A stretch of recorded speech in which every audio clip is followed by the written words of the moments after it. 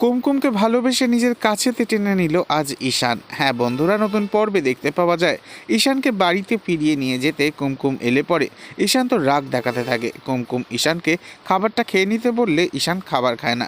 তখন কুমকুম ঈশানকে হাসানোর জন্য নিজের হাতে তুলে নেয় চাউমিনের বাটি, আর সেখান থেকে একটা লম্বা সুতোর মতন চাউমিন নিয়ে নিজের ঠোঁটের ওপর রেখে গোপ বানিয়ে নিয়ে মজা করতে থাকে। বলতে থাকে, আপনি এক কাজ করুন, এইভাবে আমার মতন করে খান। এ দেখে ঈশান তো হেসে ওঠে। তখন কুমকুম বলে, তার মানে হাসিটা ফুটেছে, তাহলে এবার নিন, ঝপঝপ করে খান আর আমার সাথে বাড়িতে ফিরে চলুন। একথা শোনা মাত্র ঈশান রেগে যায় আর ধমক দিয়ে বলে ওঠে, আবার বাড়ি যাব কেন? তখন কুমকুম বলে, বুঝেছি আপনার রাগ কমেনি, তাহলে আমি একটা অন্য উপায় দেখাই, আপনি এইভাবে খান। এই বলেই কুমকুম আবারও চাউমিন খেতে থাকলে তখন কুমকুমকে দেখে হেসে ফেলে ঈশান, আর হঠাৎই কুমকুমের প্রচণ্ড জোরে বিষম লেগে যায়। তখন কুমকুম প্রচণ্ড জোরে কাশতে শুরু করে। ঈশান বলে, এ বাবা, আম্মা বিষম লাগলে কি যেন বলে। এই বলেই কুমকুমের মাথায় হাত দিয়ে ষাট ষাট বলতে শুরু করে ঈশান।